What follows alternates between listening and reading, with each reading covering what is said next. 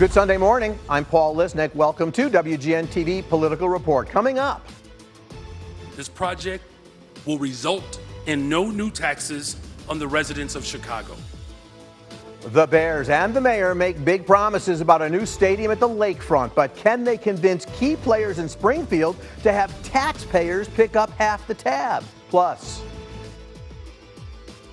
the president has to have immunity. You don't have a president, or at most you can say it would be a ceremonial president. with one Trump trial already underway in New York, the future of the 2024 presidential race could rest in the hands of the U.S. Supreme Court. And later, a bill making its way through the State House could give terminally ill Illinoisans a chance to choose their own fate. The sponsor joins me later this half hour.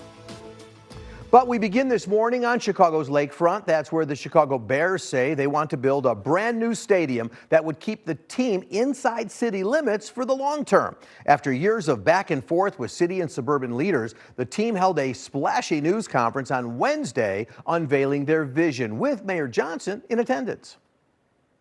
This is not an easy project, but Chicago doesn't like it easy. We like to do the difficult things. We like to do the things that resonate with people for generations to come. Simply put, this is going to reinvigorate the entire city of Chicago. It will be the crown jewel of the city of Chicago. And with this new project, we are showing the world what Chicago is capable of. Now, while there aren't new taxes in the works, the plan calls for the public to pick up half of the cost. Here's the breakdown. The Bears will put more than $2 billion on the table. The NFL will pitch in another $300 million. But to make up that final funding gap, the team is asking Springfield to approve $900 million from the Illinois Sports Facilities Authority. Those bonds will be backed by the existing Chicago hotel tax without an increase in the rate. They'll also refinance $629 million in existing debt from previous renovations. That's not all. Taxpayers could be on the hook for roughly $1.5 billion in infrastructure costs spread over 3 different phases. Team President Kevin Warren says they want to get shovels in the ground as soon as possible. Now is the time to act. There is a significant cost to waiting. This truly is one of those adages that time is money. And we do need to figure this out. And that's why we've put forth such a robust program and plan. But Governor J.B. Pritzker has long warned he's not in favor of spending public money for private sports teams. For 3 straight days last week, he said there are some instant non-starters, and legislative leaders agree that, as it's written, the plan isn't going to fly in Springfield. I'm highly skeptical of the proposal that's been made, and I believe strongly that this is not a high priority for legislators, and certainly not for me. I'm going to say to you publicly what I said to Kevin Warren privately last week. If we were to put this issue on the board for a vote right now, it would fail, and it would fail miserably. There's no environment for something like this today. Now, in Springfield, environments change. Will that environment change within the next 30 days? I think that's highly unlikely. There are a few lawmakers who support the plan, citing the potential for job creation and new revenue. And the team is sending a group of high-powered lobbyists to the Capitol to help change more minds. But there's just 4 weeks left in the legislative session and a long list of bills that needs to be passed. Well, joining me this morning to talk about the proposal and the pay for, the University of Chicago professor and expert in all things sports economics, Alan Sanderson. Professor, good to see you. Thanks for joining me this morning. Glad to be here. So, listening to some of the things you've said and what you've read, you don't seem to be a fan of this new Bears Stadium project, at least with public funds. You don't think the economics work. But you are a Bears fan, as are a lot of people, so why not? Well, first of all, earlier in the week when the proposal was announced, I was fairly skeptical. I'm an economist, a free market economist, and I've done a lot of work in this area. I was skeptical, but then as the week kept going, I became even more pessimistic that this is one of the worst potential proposals I've seen across cities. Kansas City just voted no on their new facility, and if the city of Chicago or the state of Illinois voters were to have their say, I'm pretty sure that this would not go anywhere.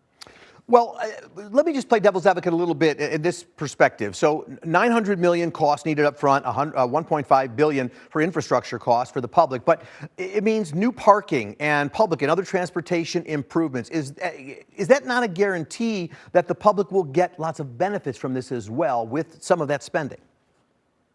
I don't think you get many benefits anymore.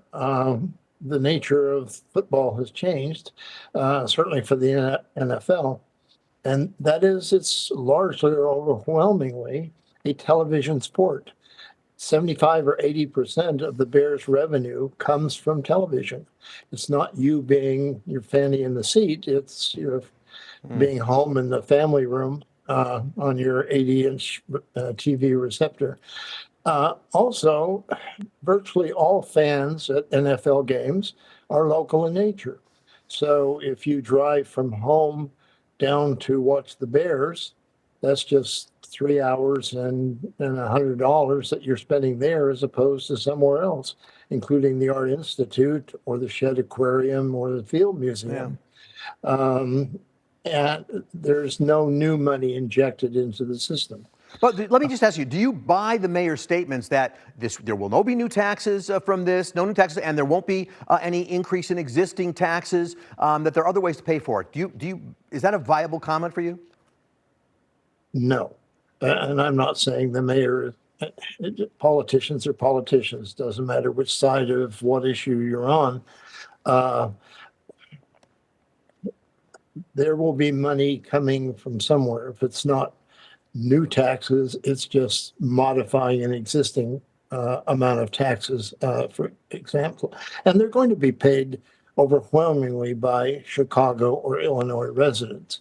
That's money that, again, would have been raised to do some other project, whether it's on education or migrants or whatever you want. Yeah. I think in some ways,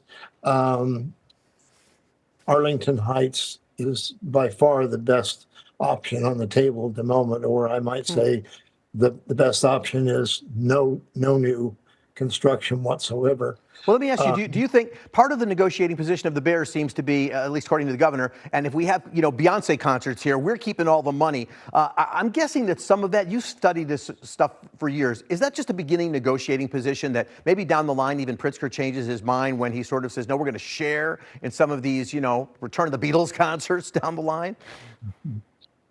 Yes, changes on all sides. The thing that made me probably the happiest for the week was that the Bears did not draft Brandon Johnson with their number one pick Thursday night. That would have been a bigger mistake, but that's about as bad as it can get. Well, as you know, there's also, I'm sorry, I don't mean to cut you off, we're just such a little time, but with the White Sox also wanting a new stadium, I'm sort of curious. Right now, it looks like Springfield saying, maybe we need both of these in one package, maybe they should be separate. You understand this stuff. What is the better approach, actually, if you're with the White Sox? Do you say, let's go in on our own proposal here, or let's get this all as one big sports package? Well, there are sports and there are sports. A number of years ago, Woody Johnson, who owns the New York Jets, wanted to move the Jets from the Meadowlands to Hudson Yards area in Lower Manhattan. I got hired by Madison Square Garden and the Broadway theater groups and others to speak back against that particular proposal. In testifying in City Hall, somebody asked me, so, well, if we don't put the Jets Stadium there, what are we going to put there? And I said, I'm from Chicago, what do I know? But in general, there are only two things that you do not want to put on an expensive piece of real estate.